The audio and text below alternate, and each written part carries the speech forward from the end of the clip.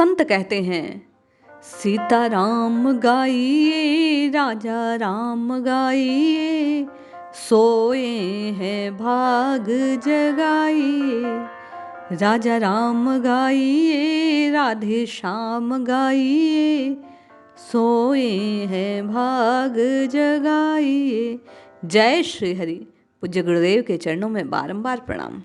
सोए भाग को जगाने वाला, आपको और मुझे भाग्यशाली बनाने वाला, जीवन को उन्नत बनाने का एक ही मंत्र है, राम राम कृष्ण कृष्ण हरि हरि को नित्य निरंतर जिह्वा से रटते रहना।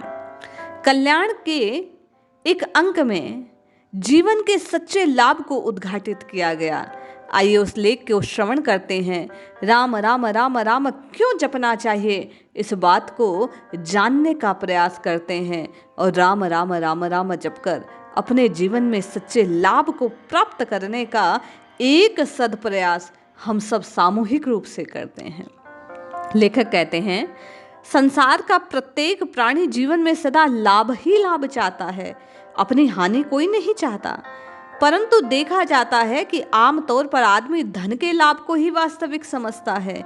जिन्होंने किसी तरह से छल कपट बेईमानी से धन का संग्रह कर लिया, वे अपने आप को सर्वश्रेष्ठ समझते हैं, अपने आप को नंबर 1 आदमी मानते हैं। इसके विपरीत ईमानदारी से पैसा कमाने वाले और कम पैसों में अपना गुजारा चलाने वाले को आज के समाज के तथाकथित संभ्रांत लोग पीछा और दकियानुसी कहते हैं। विडंबना तो ये है कि जो झूठ बोलता है, छल कपट करता है, वह हर जगह कामयाब होते देखा जाता है। आज तो ऐसा समय आ गया, घोर कलयुग, कि सांचे को फाके पड़े लाबर लड्डू खाए वाली कहावत लागू हो रही है। जो चापलूसी से धन अर्जित कर लेते हैं, कहते फिरते हैं मैंने ऐसा किया, मैंने ऐसा किया, मैंने उसको मूर्ख बनाया, उसका धन छीना, वे इस तरह की बातें करते देखे जाते हैं। पर सवाल ये खड़ा है, क्या धन कमा लेना जीवन का वास्तविक लाभ है?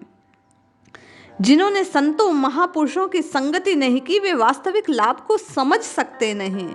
आइए देखें कि वास्तविक लाभ क्या है।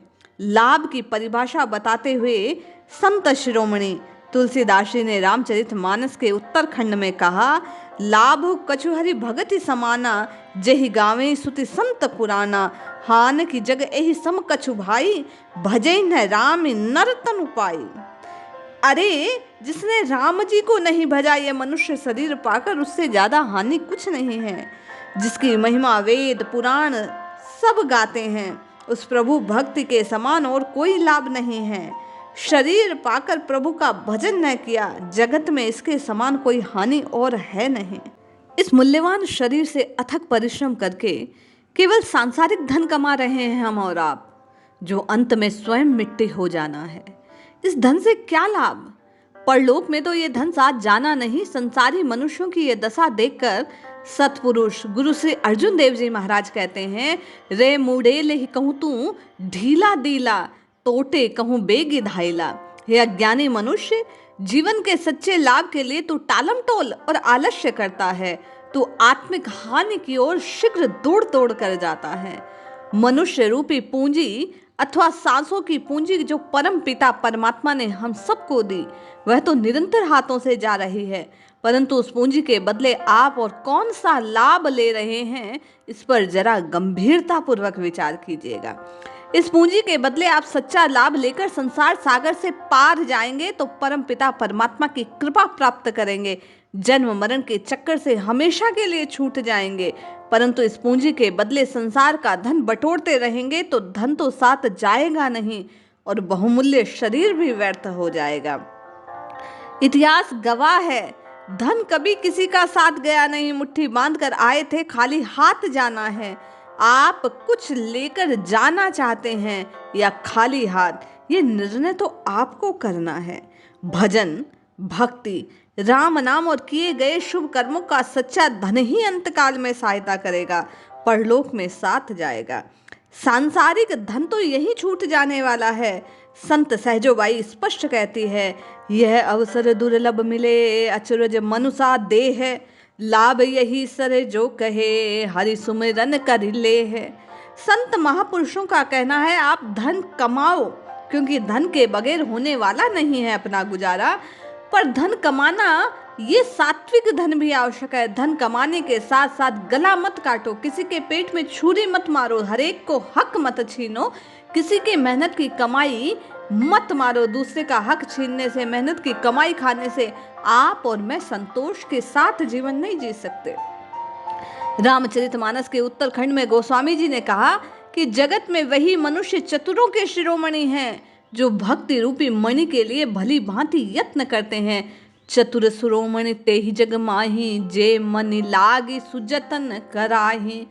राजा भर्तृहरि अपनी वियोगावस्था में अद्वितीय ग्रंथ भर्तृहरि शतक के वैराग्य शतक में लिखते हैं कि इस संसार में कोई वस्तु सदा के लिए नहीं रहती।